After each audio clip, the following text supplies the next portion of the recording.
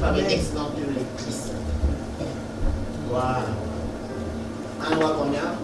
Un roi combien? Qui se dédie? Qui se dédie? Sinon je vais désigner moi-même. C'était volontaire. Super. Tiens, mon micro, voilà. Un roi chapitre 11, à partir du verset 28. Et après, on va aller un roi chapitre 14, c'est-à-dire quelques chapitres plus loin, du verset 19 au verset 20. On commence par le 11, 28. Amen. Jéroboam était fort et vaillant. Ayant vu ce jeune homme à l'œuvre, Salomon ayant vu ce jeune homme, remarqué cet homme à l'œuvre, Salomon lui donna la surveillance de tous les on travaux lui donna la surveillance de tous les travaux de la famille de Joseph. de la famille de Joseph. On va lire 1 roi chapitre 14 du verset 19 au verset 20. Le reste des actes de Jéroboam, Dis à quelqu'un le reste des actions de Jéroboam. Oui. la manière dont il a fait la guerre, Dis à quelqu'un la manière dont il a fait la guerre. Mhm. et a régné, Et la manière dont il a régné. Continue. cela est écrit dans les annales des rois d'Israël. Cela est écrit dans les annales. Les annales, c'est les livres des rois, les livres des chroniques des rois d'Israël. Verset 20. Jéroboam régna 22 ans, Jéroboam a eu un règne de 22 années. puis Oui. il se coucha avec ses anciens. Il se coucha avec ses pères. Son fils Nadab devint roi à sa place. Son fils Nadab devint roi à sa place. Seigneur, merci pour ta fidélité, ta parole, car tu nous l'enseignes ce matin pour que nous puissions ressortir ici en étant enrichis, bénis et interpellés. Glorifiez-toi au nom de Jésus. Amen. Jéroboam en 3 erreurs. Jéroboam, en tant que leader, en tant que chef, en tant que personne, est un homme qui nous interpelle, est un homme qui nous donne à réfléchir. Ce qui est intéressant quand on lit ce texte de la parole de Dieu, que ce soit le premier livre qu'on a lu de 1 roi chapitre 11 verset 28, ou le deuxième livre qu'on a lu 1 roi chapitre 14, à partir du verset 19 jusqu'au verset 20, je veux que tu comprennes une chose d'abord capitale et fondamentale. Il y a 2 vérités que je vais asseoir, en fait, que tu sois d'accord, que tu sois serein, que tu comprennes en fait que ce n'est pas en fait une option, c'est quelque chose qui est acquise. La première vérité, c'est quoi? C'est que Dieu n'est plus en train de créer des postes. Alléluia. Dieu n'est plus en train de créer. La Bible dit que Dieu a créé tout ce qui nous entoure aujourd'hui en 6 jours. Et le 7e jour, il s'est reposé de sa création. Qu'est-ce que ça sous-entend? Ça veut dire que le jour où Dieu veut te donner ce qui t'appartient, il va le prendre dans les mains de quelqu'un qui a banalisé lui ce qu'il a reçu. Alléluia. C'est très important que tu comprennes ça. On a vu cette vérité plusieurs fois dans la parole de Dieu. On avait un homme qui avait été appelé, qui s'appelle Saül, le premier roi d'Israël. Qu'est-ce qui s'est passé? Alors que Saül a été intronisé roi en Israël, parce qu'il a négligé le statut de leader, de roi qu'il a reçu de Dieu, Dieu a enlevé la royauté sur sa vie. Il a donné à quelqu'un qui allait la valoriser et l'honorer, qui s'appelle David. Alléluia. Ça veut dire qu'il y a des choses, bien aimées, qui sont dehors, qui t'appartiennent, qui se trouvent dans les mains de ton voisin ou de ta voisine. Alléluia. Voilà pourquoi il faut faire attention à ceux qui négligent les dons, parce que peut-être que tu es le prochain qui sera donné. Amen. Gloire à Dieu. Le deuxième ou la deuxième vérité que j'aimerais d'abord que tu comprennes avant d'entrer réellement dans mon message, c'est qu'on rend de compte, ce qu'on garde et ce qu'on retient d'un homme, avant même ses paroles, je t'assure, au crépuscule de ta vie, ce qu'on retiendra, ce sont les œuvres, les actes que Dieu va faire. Vous avez vu le texte qu'on a lu, 1 roi chapitre 28. On dit, dans 1 roi chapitre 28, le reste des actions de Jéroboam ont été écrites dans le livre des annales des rois. En réalité, bien aimé, voilà pourquoi tu ne peux pas, tu n'as pas le droit. Toi qui es assis là ce matin, tu n'as pas le droit de responsabiliser les autres pour les actes que tu as posés. Non. Tu n'as pas le droit de dire c'est la faute de l'autre. Tu n'as pas le droit de dire non, c'est à cause de Pierre, Paul, Jacques que j'en suis là. Pourquoi? Parce que ce qu'on retiendra de toi au final, ce n'est pas ce que l'autre aura poussé à faire, c'est ce que toi tu auras fait. Alléluia. Est-ce que quelqu'un comprend le problème? Alors, qui était Jéroboam? Puisque je te parle de Jéroboam, qui a déjà entendu parler de Jéroboam? Voilà, donc c'est la première fois pour chacun d'entre nous. Quand je parle d'un personnage biblique, en fait, ne vous focalisez pas sur le personnage, mais vrai que vous focalisez sur la mentalité derrière le personnage. Vous devez vous focaliser sur la pensée derrière le personnage. Parce qu'en fait, Jéroboam est un type de personne qu'on rencontre aujourd'hui dans notre société.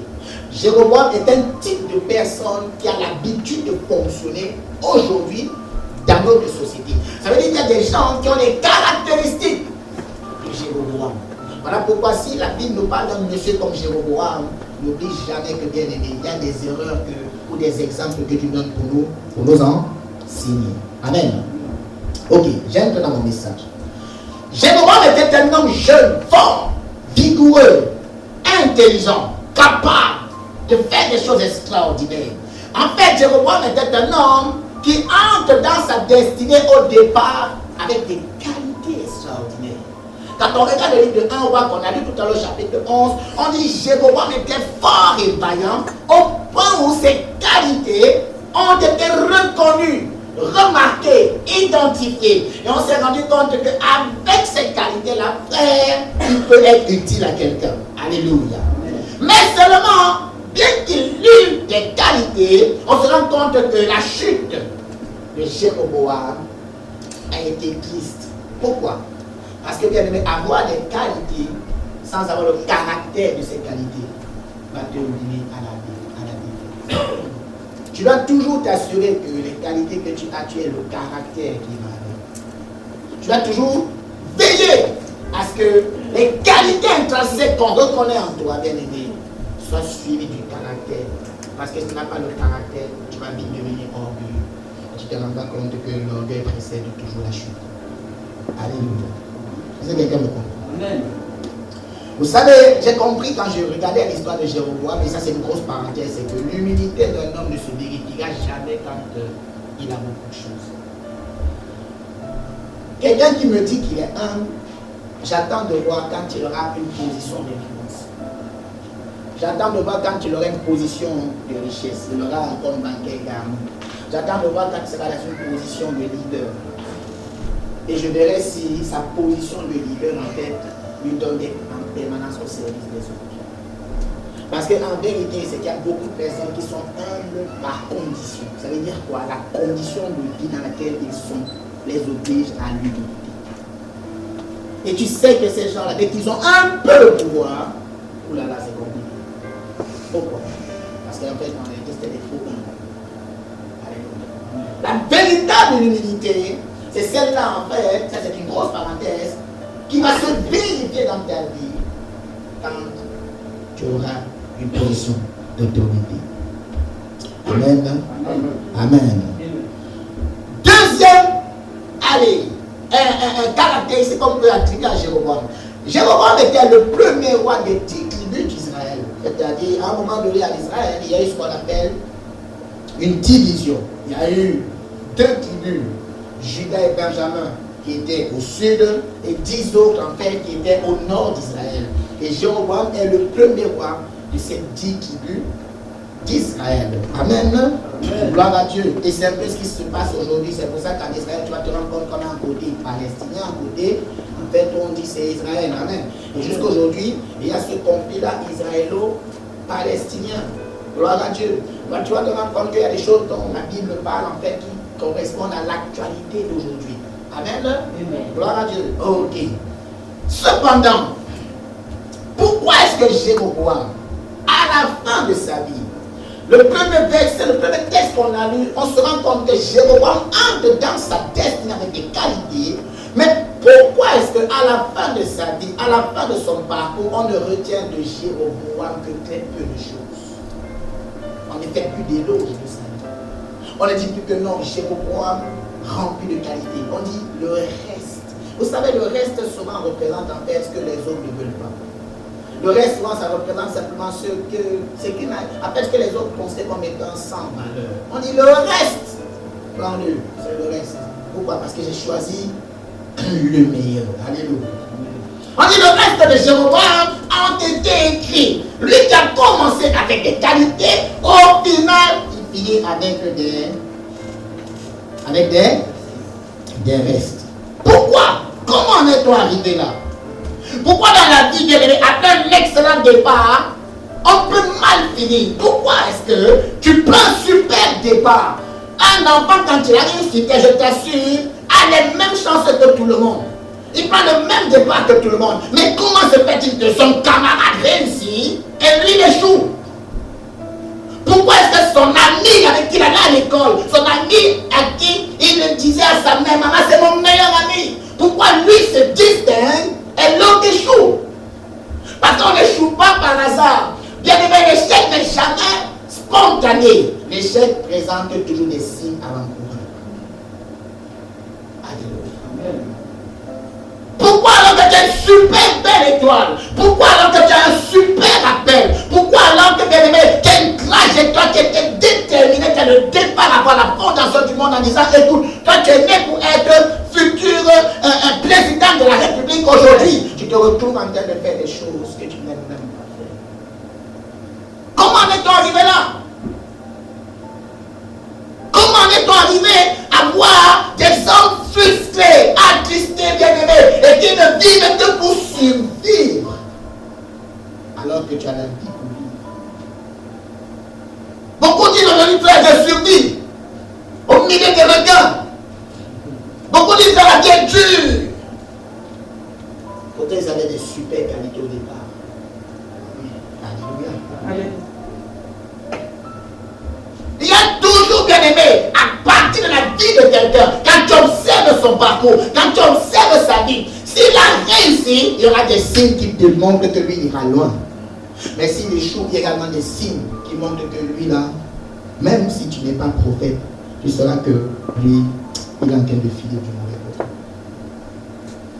L'échec n'est jamais instantané, spontané, non. C'est toujours progressif. C'est une pente glissante. Et on ne sait jamais dans quel on s'y embarque. Comment? Un tout petit peu de lassitude. Comment? Un peu de négligence. Tu ne fais plus les efforts que tu devais faire. Tu ne valorises plus ce que tu avais. Tu considères comme acquis ce que tu as reçu. Tu deviens un tout petit peu, pas beaucoup, ce n'est jamais beaucoup, mais c'est toujours un tout petit peu par-dessus. Tu ne travailles plus.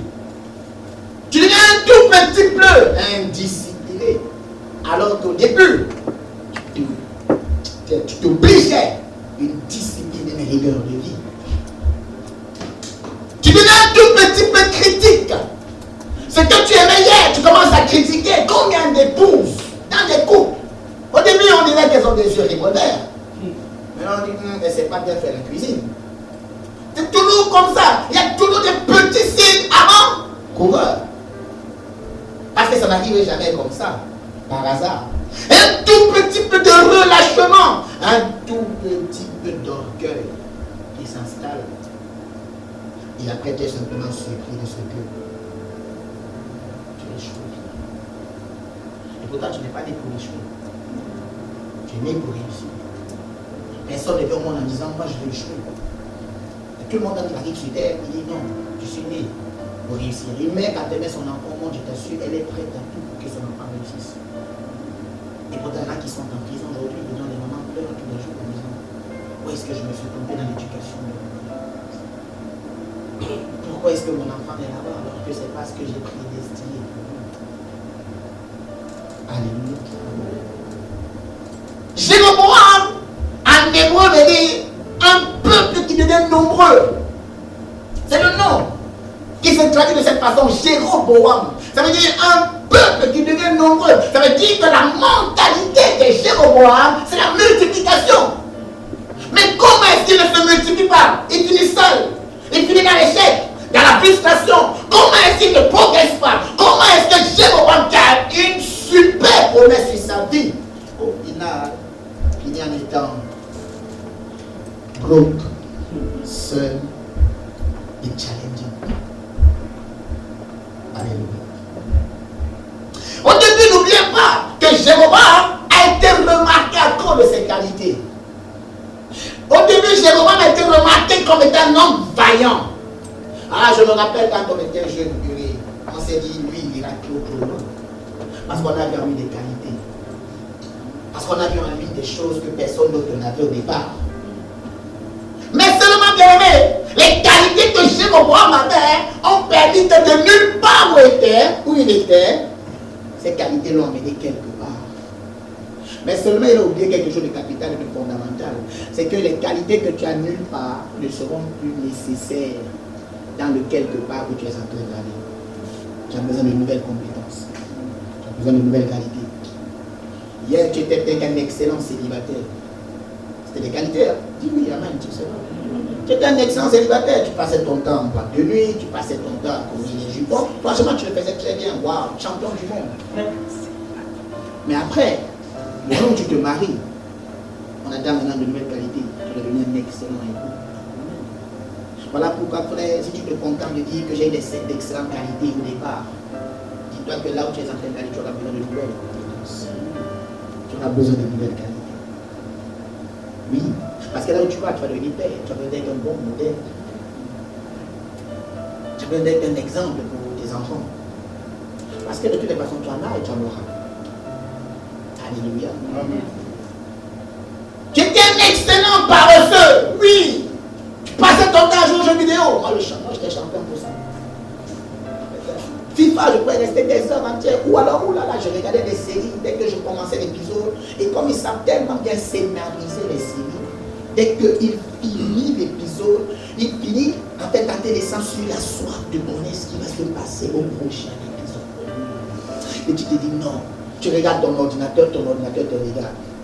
Tu regardes ton ordinateur, est-ce que je fais? Il dit fais. De toute façon, tu ne fais rien de non. Voilà.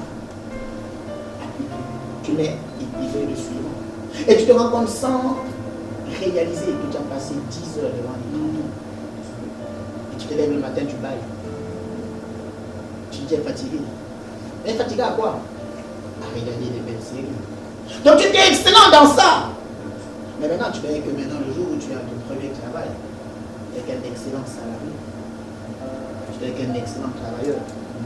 Parce que là où on te prend de nulle part, tu avais des qualités. Mais là où tu pars quelque part, tu as besoin de nouvelles compétences. Tu as besoin de développer de nouvelles aptitudes. Est-ce que quelqu'un comprend de quoi je parle? Amen. C'est essentiel que tu réalises cela. Alléluia. Si tu critiquais bien, tu avais raison de tellement critiquer. Parce que souvent on critique quand on n'a pas la place de celui qu'on critique. Mais n'oublie jamais que le jour où toi aussi tu seras à la place de ce que tu as critiqué hier, on sera plus dur même pour ça. Parce que c'est facile de critiquer les autres. C'est facile de ne jamais se mettre à la place de l'autre. Mais le jour où toi aussi tu te placeras à sa place, tu diras, mais comment ils sont durs? Mais ils sont durs parce que tu étais dur. Ils ne seront pas indulgents parce que tu n'as pas fait preuve d'indulgence aussi vis-à-vis d'eux. Est-ce que quelqu'un comprend de quoi je parle? Lorsque l'échec arrive, je veux qu'on soit d'accord avec ça. La Bible dit dans le livre de 1 Corinthiens chapitre 10 au verset 6. Il dit, oh ces choses, est-ce que je parle en lectrice? Voilà, il faut que tu sois réactive. 1 Corinthiens chapitre 6. Voilà, tu peux regarder là directement à l'écran, la championne, voilà, parce que là on va aller plus vite. 1 Corinthiens chapitre 10 verset 6. Qu'est-ce que ça dit? Tous ces faits nous servent d'exemple pour nous avertir de ne pas tolérer en nous de mauvais désirs. En fait, moi, ma traduction va me dire également, ces choses sont arrivées pour nous servir d'exemple, afin que nous n'ayons pas, non pas seulement de mauvais désirs, comme eux aussi en ont eu. Afin que nous ne développions pas de mauvaises attitudes alors qu'on occupe des bons postes. Merci Jean. Tu peux être au bon poste. Et c'est ce qui se passe aujourd'hui. Il y a beaucoup de nos politiques qui sont au bon poste, mais qui développent les mauvaises attitudes. Pourquoi? Parce qu'ils sont entrés dans des positions de leadership avec les qualités qu'ils avaient quand ils étaient rien du tout. Alléluia. Jéroboam a été pris de nulle part. On l'a positionné quelque part. Mais seulement Jéroboam n'a pas eu l'intelligence de dire, écoute, là où désormais je suis, j'ai besoin de me réorganiser. J'ai besoin désormais en fait de me reparamétrer. J'ai besoin désormais de me réinventer. Jéroboam se distingue aussi, bien aimé, dans son histoire. Non seulement comme étant le premier roi d'Israël, au départ avec des qualités extraordinaires, mais Jéroboam est devenu également le modèle par excellence du péché dans la Bible. Au moment on dit tous les rois qui sont venus après Jéroboam, on dit tous les rois qui sont venus après Jéroboam, la Bible dit que tous ont péché d'après le péché de Jéroboam. Comment quelqu'un qui au départ on dit était fort et vaillant est devenu une icône du péché? Moi ça m'interpelle. Comment quelqu'un qui travaillait, comment quelqu'un qui avait de l'abnégation, comment quelqu'un qui avait du potentiel est devenu le modèle des paresseux, est devenu le modèle de la critique, est devenu le modèle de la médisance.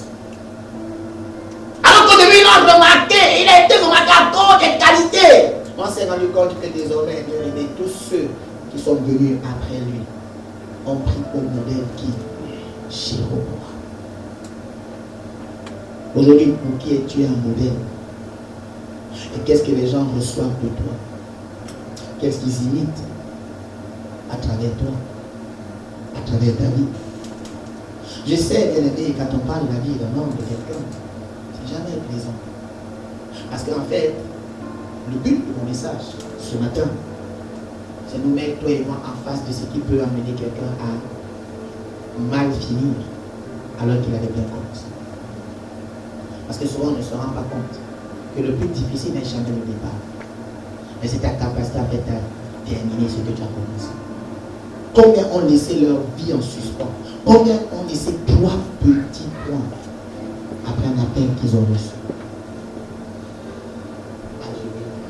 Mon objectif c'est ça. C'est qu'en fait on se interpelle en se disant il avait un super appel.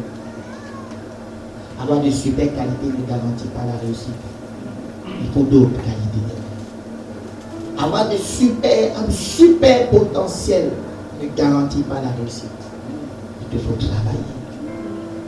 Il te faut la détermination. Il te faut du courage. Alléluia. Amen. Est-ce que quelqu'un comprend le projet? Amen. Je suis conscient que ce message, bien aimé, n'est pas un appel à la négligence, non. Mais on doit avoir des indicateurs. Je veux que tu aies des repères. Je veux que tu aies des signes. S'il te plaît, tu vas avoir des signes.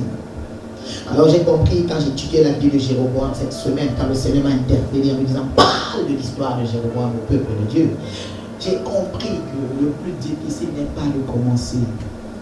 Le plus difficile parfois c'est de bien finir. J'ai compris que c'est une chose que de dire avoir un super potentiel, mais c'est une bien toute autre chose que de confirmer le potentiel qu'on a remarqué en toi. Alléluia. Alléluia. Vous savez, certains tuent leur destin, leur couple, leur histoire sur terre, non à cause de leur potentiel, de leur qualité, mais à cause du choix de leur priorité. Je répète, peut-être que tu ne comprends pas. Parce que ce matin, je vais être trop gestuel. Je veux que tu t'asseyes et que tu écoutes et que tu comprennes. Beaucoup tuent leur couple. Beaucoup tuent leur destinée. Beaucoup tuent leur histoire, leur potentiel, non pas à cause des qualités qu'ils avaient, non pas à cause de leur talent, non, mais à cause des priorités qu'ils ont eues. Pourquoi? Parce que la priorité de ton voisin n'est pas ta priorité. Lui a des priorités, tu dois en avoir d'autres, frère. Vous êtes venus ensemble sur terre, c'est vrai, mais vous n'allez pas au même endroit. Chacun a sa destination. Voilà pourquoi, bien aimé, tout le monde au départ, on peut tous avoir des qualités. Mais certains jours, et je me suis rendu compte, c'est pas parce qu'ils ont eu de mauvaises priorités. Ce qui n'était pas censé être une priorité est devenu une priorité pour eux. Et ce qui était censé être prioritaire est devenu secondaire. Pour certains, l'argent passe avant tout. Alors que pour d'autres, c'est d'abord Dieu. C'est d'abord Dieu. Et dès que Dieu passe, après c'est ta famille. Dis-moi Amen. Amen. Oui. C'est ta famille.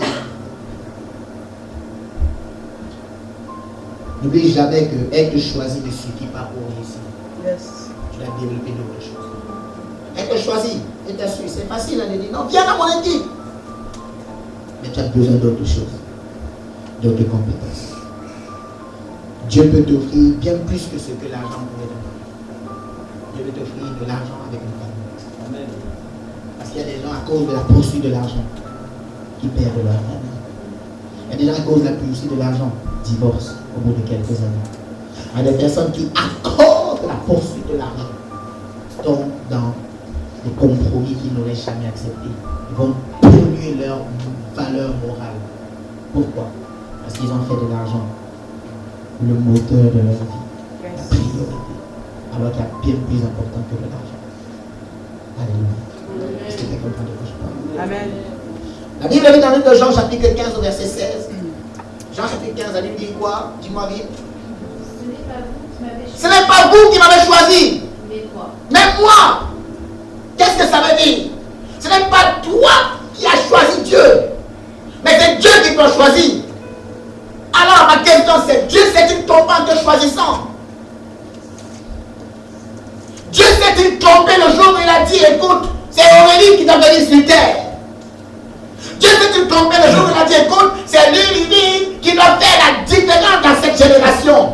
Yes. Il dit, ce n'est pas toi qui m'as choisi. Tu n'avais pas les moyens de choisir Dieu. Tu ne peux pas choisir Dieu. Non. Si peut-être tu peux choisir ton mari, frère, mais ta destinée t'a été imposée par Dieu. Mais Dieu s'est-il trompé le jour où il t'a donné un talent, le jour où il t'a donné un potentiel? S'est-il trompé? Non. Dieu ne se trompe jamais. Mais qu'est-ce qui s'est donc passé alors? Pourquoi Jéroboam, après avoir été choisi par un roi comme Salomon, ça veut dire que Dieu l'avait choisi, pourtant il échoue? Non, ça veut dire que Dieu peut choisir quelqu'un, mais la personne échoue. Merci. Dieu peut choisir quelqu'un, Dieu peut t'appeler, Dieu peut te donner une histoire, Dieu peut te donner des superbes belles promesses, mais tu échoues. Pourquoi? Parce que bien aimé, le choix de Dieu n'exclut absolument pas le sacrifice. Le choix de Dieu n'exclut pas, bien aimé, le sacrifice, la discipline, le travail. Chaque fois que tu prends une décision pour quelque chose, la vérité c'est que tu es en train de sacrifier quelque chose d'autre que tu aurais pu faire. Alors ma prière pour toi ce matin et moi, et je sais que pour plusieurs, on a dit, on ira tellement loin. De plusieurs personnes, on a dit, celui-ci est une belle étoile. Ça, ce sont des constats. On constate cela dans ta vie. Que tu as un potentiel, tu as une histoire, tu as quelque chose en toi. Il y a quelque chose qui fait en sorte que je veux aller avec toi quelque part. Il y a quelque chose qui fait en sorte que tu ne sais pas pourquoi, mais en fait, je vais être connecté à toi. Parce que je me rends compte que là où je suis en train d'aller, en fait, j'ai besoin de toi. Mais la vérité, c'est que frère, un constat sans instruction n'est pas un service qu'on te rend. Si quelqu'un te dit tu as un beau potentiel et ne te donne pas une instruction pour que ce potentiel devienne confirmé, il ne te rend pas service. Parce que Dieu jamais ne te dira, écoute, tu as appelé sans te donner une instruction. Un véritable appelé, une véritable promesse, dis-toi qu'il sera en permanence, non seulement constater dans sa vie son potentiel, mais il aura vraiment une instruction. Qu'est-ce que ça veut dire? Le jour où quelqu'un vient te voir, il te dit, écoute, tu es actuellement, le bon Dieu dit, qu'est-ce qu'il faut que je fasse pour aller en accord avec la volonté de Dieu? Il doit te dire, parce que s'il est capable de te voir et dit, tu as un beau potentiel, mais ne te donne pas ce qu'on appelle une instruction, il est en train de te flatter. Et vous savez qu'il y a tellement de flatteurs, ce qu'on appelle des beaux. Alléluia. Il y en a tellement autour de nous, ce qu'on appelle des tchatcheurs. Dis à ton voisin, il ne faut pas être un tchatcheur. Il ne faut pas avoir la tchatch. Alléluia. Amen. Ah, ce message, c'est vrai, ça nous interpelle, mais vous savez, Dieu nous aime. Elle nous parle comme ça, on doit pouvoir dire, ah Jésus, il fait quoi? Mais elle vous parler, c'est bon aussi. Alléluia. Amen. C'est ce que, regardez, les disciples ont posé comme question à Jésus. Ils ont remarqué le potentiel. Jean chapitre 6, verset 28. On a remarqué le potentiel en eux. Ils ne se sont pas contentés de s'entendre de dire, Père, tu iras loin, tu vas chasser les démons, tu vas être un leader, tu vas avoir une position d'autorité. Non, ils ont posé une question, c'est quoi?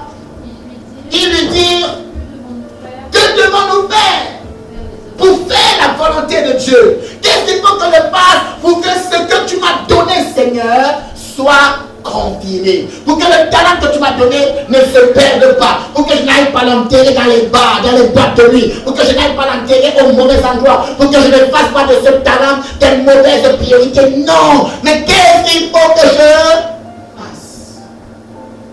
Que devons-nous faire? Vous savez,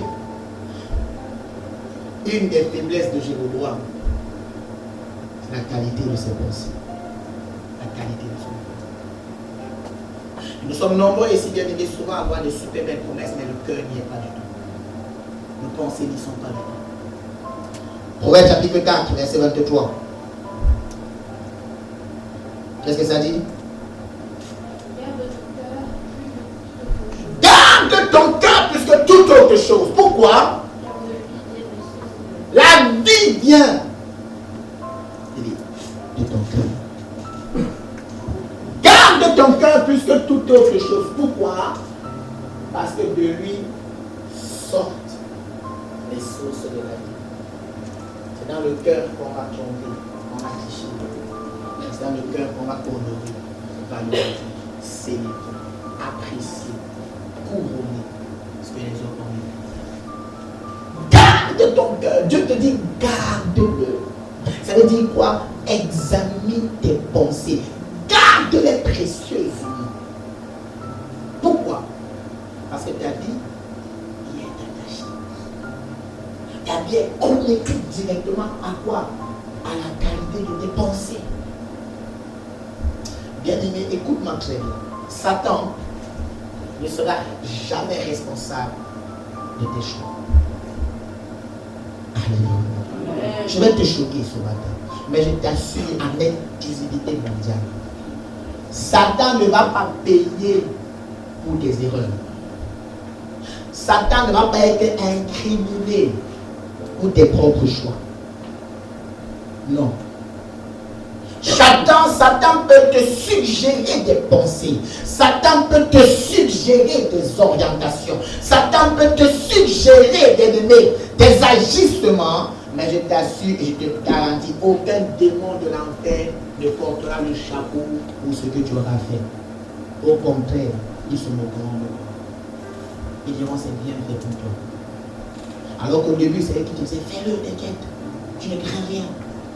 Mais dès que tu le fais et que tout le monde t'abandonne, qu'est-ce qui se passe après? La culpabilité. Et la culpabilité, c'est les démons qui viennent après sur le cœur de toi. Toi, tu n'as pas dit que tu allais à l'église. Toi, tu n'as pas dit que tu allais à l'école. Toi, tu n'as pas dit que c'est l'homme de ta vie. L'homme de ta vie qui, au final, est devenu l'homme de ta mort. Oui. Au début, on dit toujours ça. Hein? Oh, jamais j'ai connu la vie avant toi. C'est comme si tant que tu n'avais pas rencontré, tu ne respirais pas. Est-ce que quelqu'un comprend de quoi je parle? Tu es ma vie. Et aïe. Il est ta vie. Mais aujourd'hui, il est devenu quoi? C'est pas ici, dis c'est pas ici. C'est de l'autre côté. Dis c'est dehors. Ici à l'église, non. Il est la vie au début, il sera la vie à la fin. Amen. Dis un meilleur amen. Amen. Satan ne va pas payer le prix pour nos erreurs. Je t'assure. Parce que tu seras évalué, pesé, jugé sur la base de la qualité de tes pensées. Voilà pourquoi le psaume 51, verset 3 à 4 va nous dire Si tu ne reconnais pas tes fautes, toi-même bien-aimé, ça va compliquer. Psaume 51, verset 3 à 4, qu'est-ce que ça dit? Oh Dieu, aie compassion de moi dans ta bonté, selon ta grande miséricorde, et efface mes pas. Voici un homme comme David qui reconnaît que ce n'est pas Satan qui a fait péché. Le jour où il est allé voir Bathsheba, en fait ici, il avait commis ce qu'on appelle un adultère. Il a fait tuer quelqu'un pour pouvoir en fait dire non, finalement c'est sa femme, alors que non, c'était la femme de Dieu. Dans l'histoire de 1 Samuel, si vous allez lire à la Bible à la maison. Il a dit non, ce n'est pas Dieu qui m'y a poussé. Ce n'est pas Satan. Non, non, non. Il dit c'est moi-même. C'est ma chair. Ma chair a vu qu'elle était très belle.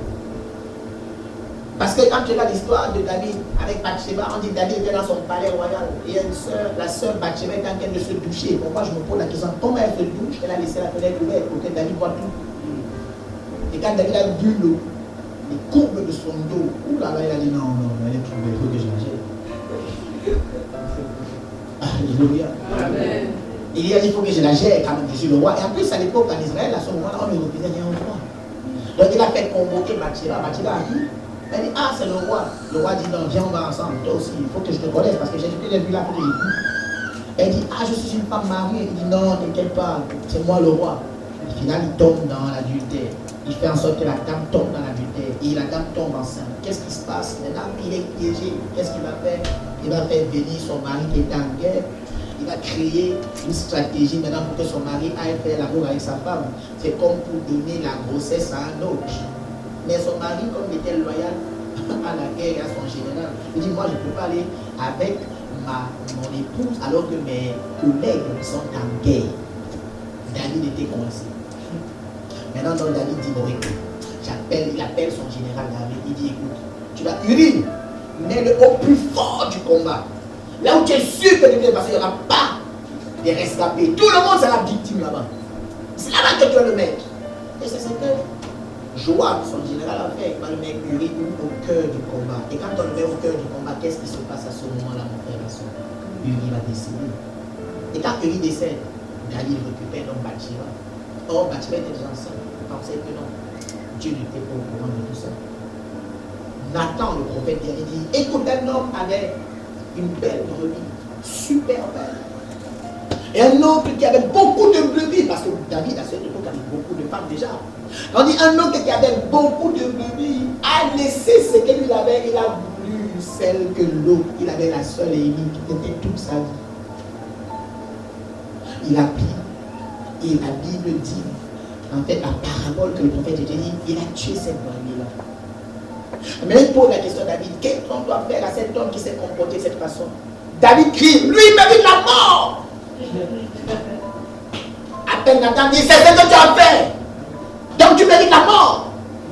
Et là il a dit, ah, c'est pas Satan qui m'a poussé, c'est ma chair qui m'a poussé. Il dit, je reconnais mes fautes.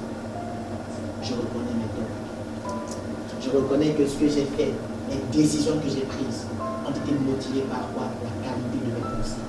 J'ai convoité ce qui appartenait à quelqu'un d'autre. J'ai désiré ce qui appartenait à quelqu'un d'autre. J'ai cru que mon bonheur se trouvait dans les mains d'une autre personne. Alors que non, tu as ce qu'il faut à la maison. Alléluia. C'est de ça qu'il s'agit, mon frère, ma soeur. Les démons de la terre pourront peut-être te suggérer des pensées, mais ils ne t'imposeront jamais de faire ce que tu n'as pas envie de faire. Alléluia. Je vais dire à quelqu'un ce matin que le diable peut te pousser à calomnier. Le diable peut te pousser à critiquer, à donner une mauvaise réputation à quelqu'un d'autre. Le diable peut te pousser à mentir. Le diable peut te pousser, t'aimer, à banaliser, à passer plus de temps avec tes collègues dehors et laisser ta femme seule à la maison alors qu'elle a besoin d'avoir des temps de qualité avec toi. Il peut te pousser à aimer tes collègues ou tes amis avec qui le est, toi qui es homme, alors que ton épouse est censée être ta meilleure amie. Tu ne rentres dans la maison que tu es prêt pour aller au lit. Ton épouse est devenue colocatrice, uniquement bonne à faire à manger, à te donner des enfants. Mais le meilleur temps, tu le réserves pour les gens qui sont dehors. Satan peut te pousser comme ça à tuer ton couple. Mais je t'assure, qui ne portera jamais le chapeau de un tel comportement. Parce qu'au final, c'est toi qui seras jugé comme ça. Parce que ce sont les actes que tu as posés. Alléluia. Amen. Il faut que tu sois conscient de cela, mon frère. Dans le cœur de l'homme, se trouve bien aimé deux principales faiblesses. C'est les deux qu'on a trouvées également dans la vie de Jéroboam. Dans la vie de Jéroboam, il y avait beaucoup de maladies, il y avait beaucoup de faiblesses, il y avait beaucoup de difficultés, mais dans le cœur de Jéroboam, il y avait d'abord deux bien-aimés difficultés. Ce matin, je vais combattre la première difficulté, c'est quoi? C'est que Jéroboam a eu du mal à définir qui il était. La définition de qui il est. C'est comme ces hommes aujourd'hui dans cette génération qui ne savent pas définir qui ils sont. La plupart ne se contentent que d'être ce que les gens disent qu'ils sont. Mais l'opinion qu'ils ont d'eux-mêmes n'a pas de valeur pour eux. Alors que je suis convaincu que la meilleure opinion que tu puisses avoir à propos de toi, bien-aimé, c'est celle que tu as de toi-même. Si tu sais être objectif, tu sais que sincère. Mais comme tu n'oses pas te dire la vérité toi-même déjà en face, tu préfères que quelqu'un qui vient flatter dit, ah, qu'est-ce que tu chantes bien? Qu'est-ce que tu t'habilles bien? Il flatte un peu ton ego. Il te flatte. Et la Bible n'oublie jamais que un beau parleur vit au dépend de celui qui t'écoute. Il y a quelqu'un qui comprend ça? Un super tchatcheur vit au dépend de ses victimes. Mais ces victimes ont été péchées à partir des oreilles qu'elles ont tendues. C'est de ça qu'il s'agit. Oui, oui, ici on pécho, attention. Là, ton voisin, je parle des gens dehors. Oui, oui, oui. On parle des gens qui sont dehors, pas d'ici. 1 Samuel chapitre 15, verset 17. Dans le cœur de Jéroboam, il y avait une première difficulté. Dans le cœur de Jéroboam, il y avait une première maladie. Dans le cœur de Jéroboam, il y avait un premier handicap. C'était quoi? Sa capacité à décrire qui il est à ses propres yeux. Qui dit-il qu'il est à ses propres yeux? Vas-y, Samuel. Samuel dit, lorsque tu étais comment? Petit.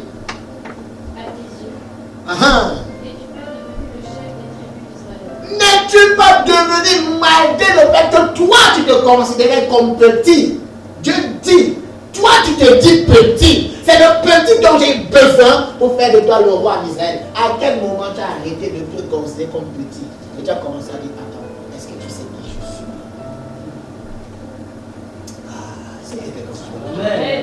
J'ai eu affaire à des personnes qui me parlent en me disant, frère, est-ce que tu sais qui je suis? Frère, tu n'es rien. Est-ce que tu sais qui c'est ce que je vaux? Tu ne vaux rien. Parce que la Bible m'explique ici que le monsieur qu'on appelle Saül est devenu roi. Parce qu'au début, il se disait au-dedans de lui qu'il était petit. Mais petit en face de qui? Pas en face des hommes. Il a reconnu que je suis petit devant Dieu. Ah, Église.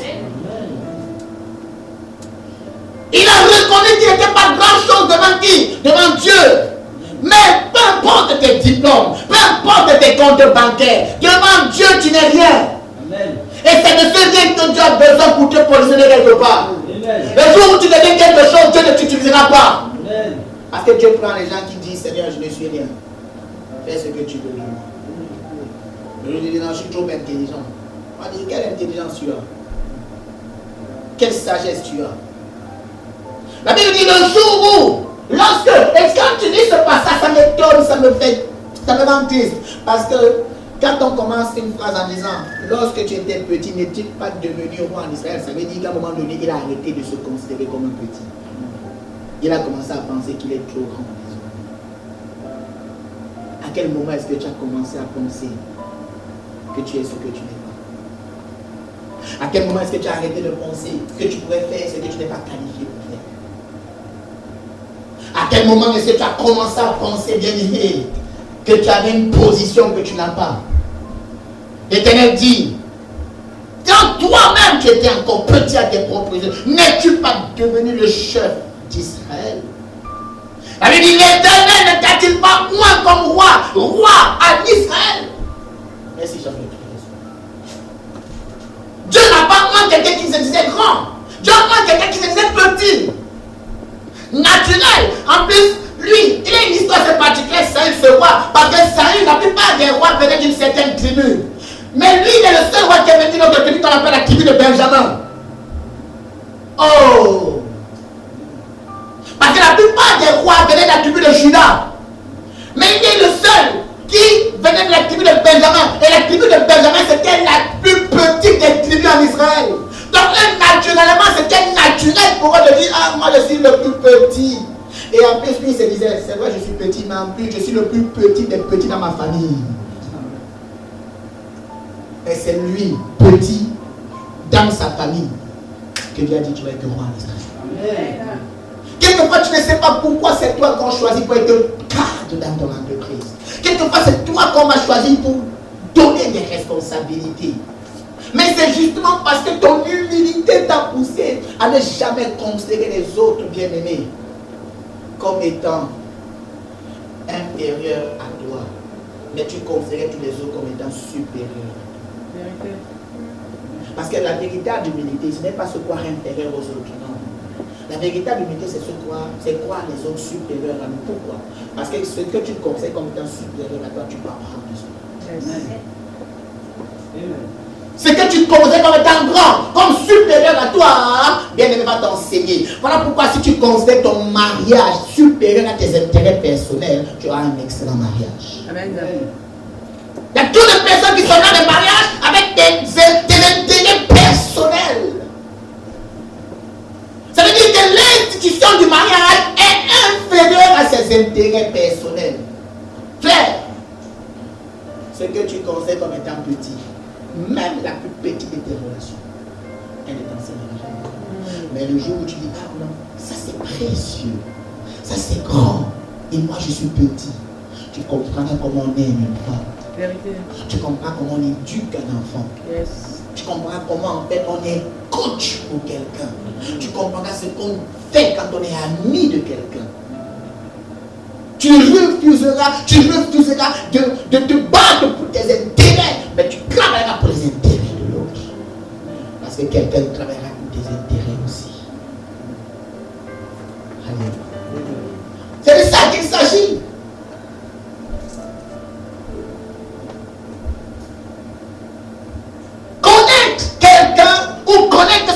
Disent de nous est une chose, mais avoir une opinion de nous-mêmes est une toute autre chose. Je t'assure. Je t'assure. Qui es-tu à tes propres yeux? C'est la question que je me pose ce matin. Je refuse de me définir par rapport à ce que les gens disent de moi, mais je veux me définir par rapport à ce que Dieu dira de moi. Frère, en face de Dieu, j'avoue que je ne suis pas l'homme fort que tu crois que je suis. Pour toi, tu dis toujours, ah mais il est trop fort. En face de Dieu, je deviens l'homme le plus faible du monde. Pour toi, non, il est trop belle. En face de Dieu, je deviens l'homme le plus moche. Parce qu'il est beau. Tu me dis, non mais oh là là, pasteur, tu es trop fort, je t'assure, tu prêches tellement frère. Quand toi tu me dis ça, en fait dans mon cœur, je me dis, devant Dieu, je ne suis rien. Je ne vaux rien. Je ne suis rien. Je ne vaux rien.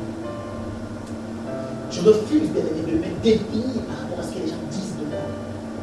Mais je veux toujours me définir par rapport à ce que Dieu représente dans ma vie. Alléluia. Est-ce que quelqu'un comprend de quoi je parle? C'est de ça qu'il s'agit. Regardez Philippiens chapitre 2. Philippiens chapitre 2 verset 3. Philippiens chapitre 2 verset 3. La Bible dit quoi? Ne faites rien par esprit. Ne faites rien par esprit de parti. Ou par vaine gloire. Voilà, l'esprit de parti, si c'est par esprit de rivalité. Ou par vaine gloire. Mais dit quoi? Mais que l'humilité vous fasse regarder les autres comme étant au-dessus Allez, dis Amen. Amen. Bien aimé, le jour où tu m'appelles grand, moi je m'appelle petit devant Dieu. Alléluia. Amen. Pourquoi? Parce que si Dieu ne m'avait pas choisi, tu ne m'appellerais jamais grand. Je répète. Si tu m'appelles grand, moi devant Dieu je suis petit. Parce que si Dieu ne m'avait pas choisi, tu ne m'appellerais jamais grand. Amen. Voilà pourquoi Dieu ne choisit pas un grand, Dieu choisit toujours un petit. Si tu veux être utilisé par Dieu de façon extraordinaire, accepte d'être petit. Accepte d'être comment? Petit. Dis à ton voisin, soyons petits. Soyons petits. Soyons petits. Soyons petits. Dis-le à ton voisin, tu ne peux pas te parler. Soyons petits. Comme ça, on va dégonfler un peu le melon. Tellement on a des gros melons, c'est dépassé le melon, on a des lampadaires.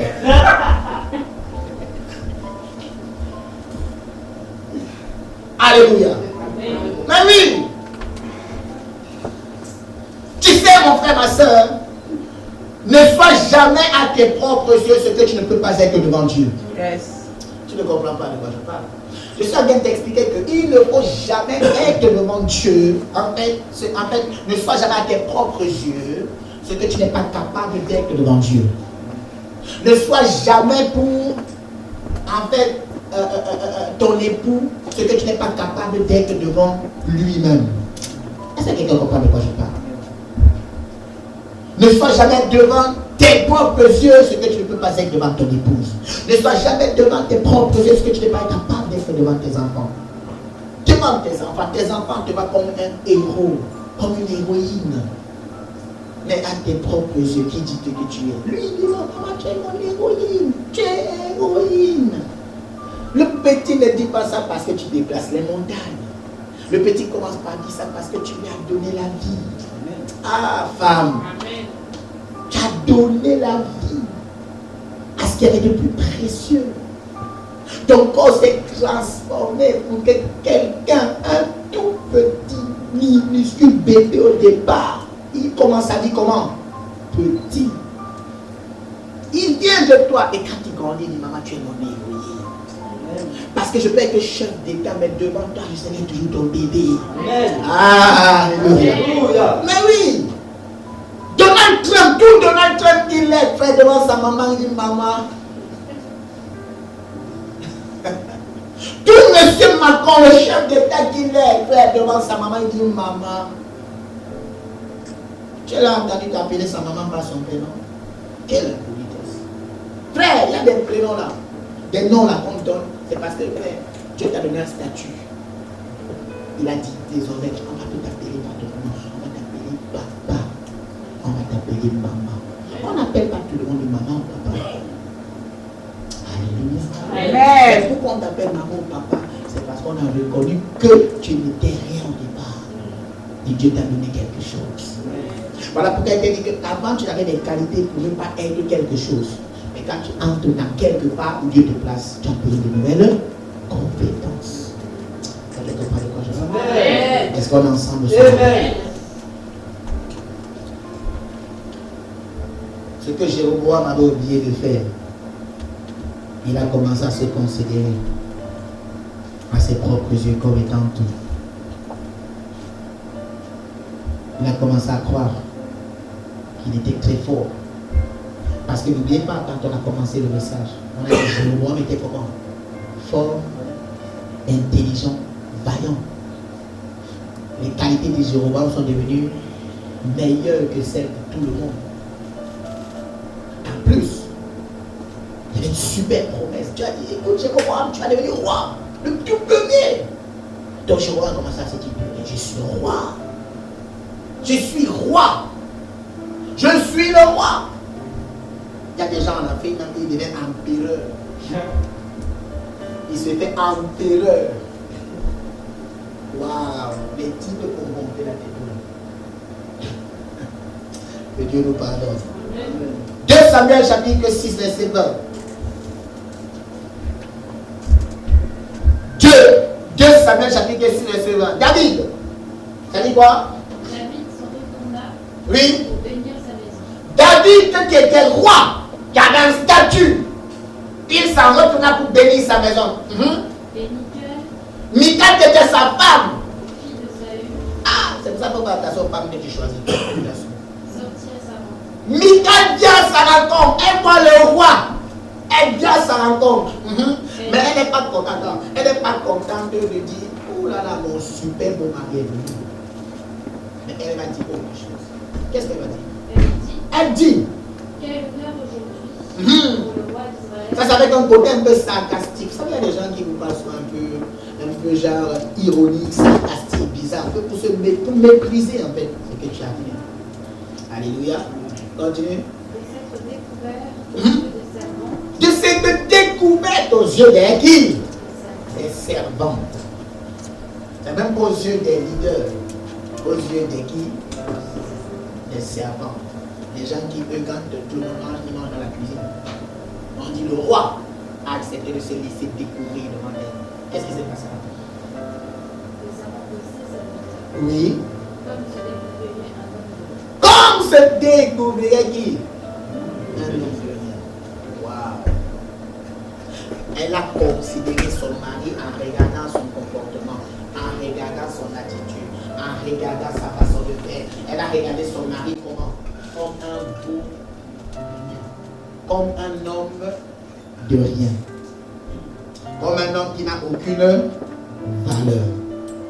Alors, bien aimé, peut-être que c'est vrai, nous ne sommes rien. Peut-être que c'est vrai, on ne vaut rien. On n'a pas de souci avec ça.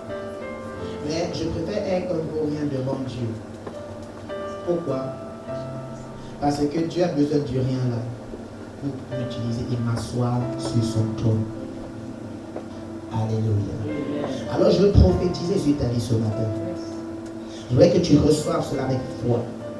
Tu prendras la place des personnes qui t'ont méprisé. Je répète, tu prendras la place des personnes qui t'ont méprisé. Amen.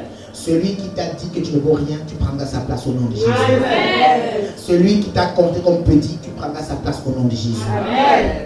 Celui qui a dit que tu es faible, tu prendras sa place au nom de Jésus. Amen. Parce que pour qu'il te dise que tu es faible, il s'est confié comme étant fort. Donc tu vas prendre sa force au nom de Jésus. Amen. Oui. David, dans ce cas de figure, a simplement dit à sa femme, femme, tu as raison. Mais j'ai dansé non pas devant mes serviteurs, comme tu as dit, mais en fait j'ai dansé devant Dieu pour qui je ne suis rien. Alléluia. Alors je termine mon message ce matin, dont le but était de te faire réfléchir. Que dis-tu dans ton cœur? Qu'est-ce que tu dis dans ton cœur? Es-tu un peu trop important à tes propres yeux? Est-ce que tu es dans la dynamique de plusieurs personnes? Est-ce que tu me connais? Souvent, vous savez, quand on dit ça à quelqu'un, tu me connais, c'est parce qu'on veut impressionner. Tu connais les relations que j'ai.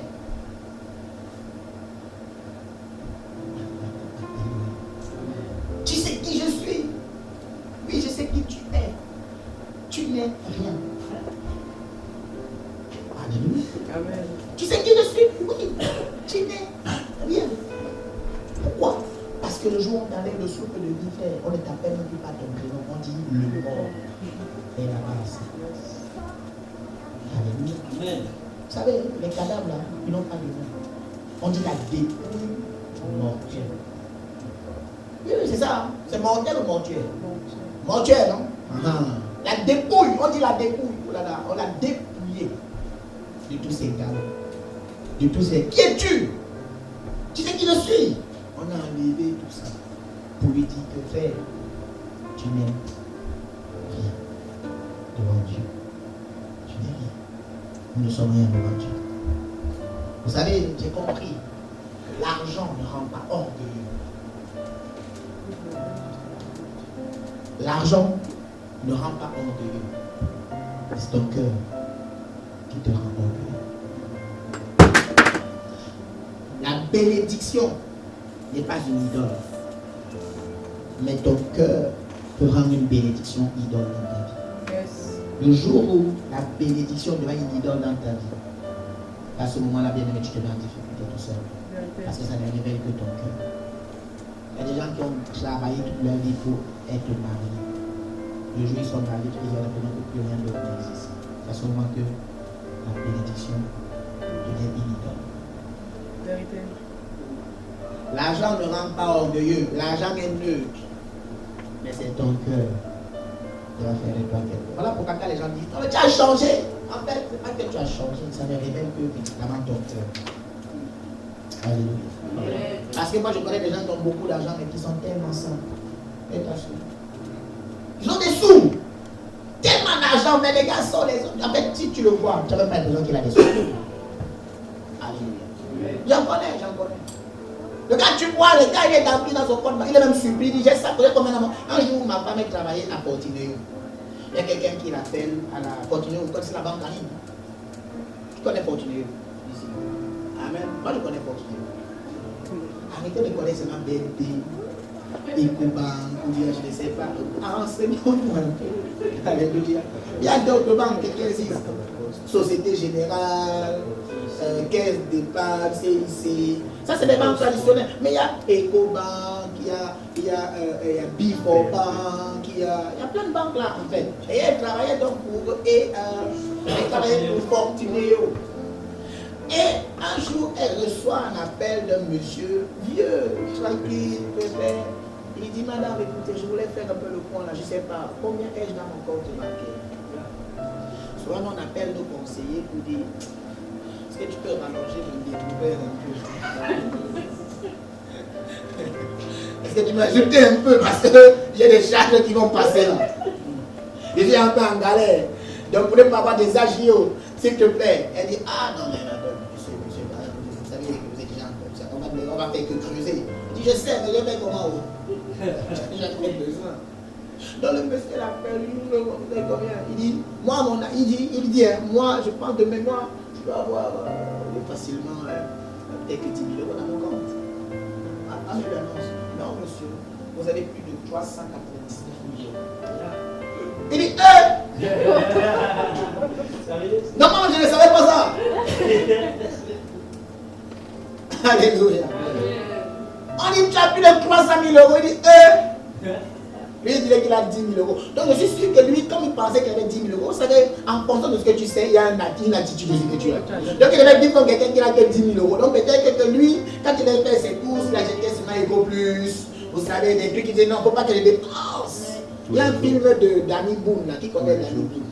Il a sorti un film qu'on appelle Hypochondriac. Dans ce film-là, on dit que c'était un monsieur tellement peigne. C'est ça, hein? C'est dans ce film, non? On dit il a des sous. Mais le gars vit comme s'il n'avait rien. Il éteint chez lui. Il s'éclaire avec la lumière du frigo.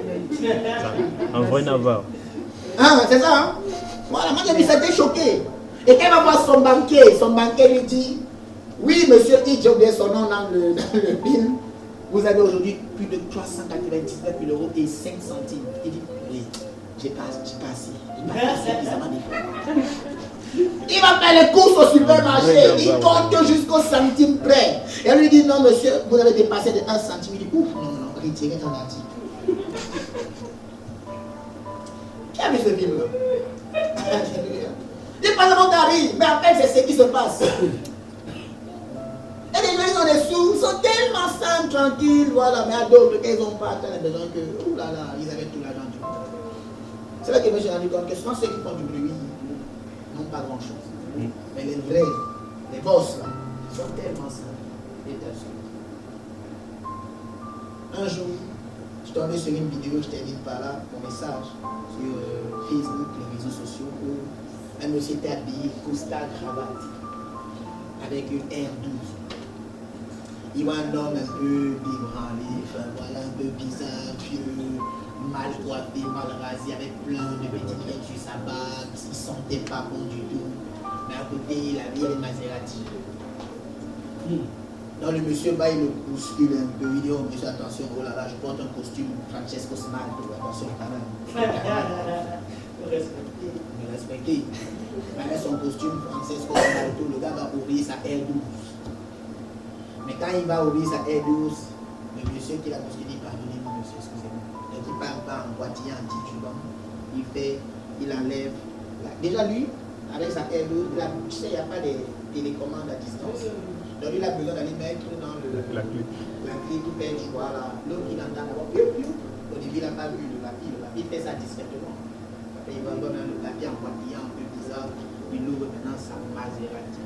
Le gars était frustré. Il y a des gens comme ça d'ailleurs. Le bon agent ne fait pas le Vous bon. savez, on dit la vie ne fait pas le moine. Les apparences sont parfois trompeuses. Donc ne te fie pas à ce que tu vois pour déterminer qui je suis. Parce que parfois ce que je vois n'est qu'un mirage. Parce que je vous ai dit tout à l'heure qu'un riche doit connaître la loi de la discrétion. Tu n'es que discret. Mais nous en France on a compris ça. Voilà pourquoi en France on trouve que les salaires c'est tabou. Tu gagnes combien? Surtout pas. Il ne faut pas connaître. Surtout pas. Surtout à l'époque où les gens sont là. Oh là là. À cet temps quelqu'un te demandait tu gagnes combien? C'était parce qu'il voulait réclamer une augmentation. Il va dire, mais pourquoi lui il touche ça alors qu'il ne joue même pas, il n'est pas titulaire. Il y a des gens qu'on a payé 400 000 euros. Paye 400 000 euros par mois pour aller jouer à réserve. Toi tu es titulaire, on te donne 6 000 euros, 8 000 euros. Donc du coup quand tu entends ça, tu peux avoir ton président. Ils ont un problème. Moi je joue tous les week-ends. J'ai 6 000 euros. Mais lui il a 400 000 euros, il m'a joué avec la réserve. Il y a un problème. Normalement, avec son salaire, il ne doit pas avoir du salaire. C'est vrai que les salaires sont tabous dans certains milieux. Donc, alors, la question que je vous posais tout à l'heure, qu'y a-t-il dans ton cœur? Parce que la vérité, c'est que quelque part, l'échec dépend au départ de ce qu'on se dit nous-mêmes. On se dit à nous-mêmes. Qu'est-ce que tu te dis secrètement? Parce que n'oublie pas que ce que tu dis aux autres de toi, parfois n'est pas toujours vrai. Parce que tu peux dire aux autres ce que tu n'es pas. Mais dans ton cœur, tu sais très bien qui tu es. Mais tu n'oses pas te le dire. Alléluia. Amen. Qu'est-ce qu'il y a dans ton cœur? Que dis-tu que tu es? Examine ton cœur. Examinons nos cœurs. Examine tes pensées. Examinons nos pensées. Que Dieu te bénisse. Amen.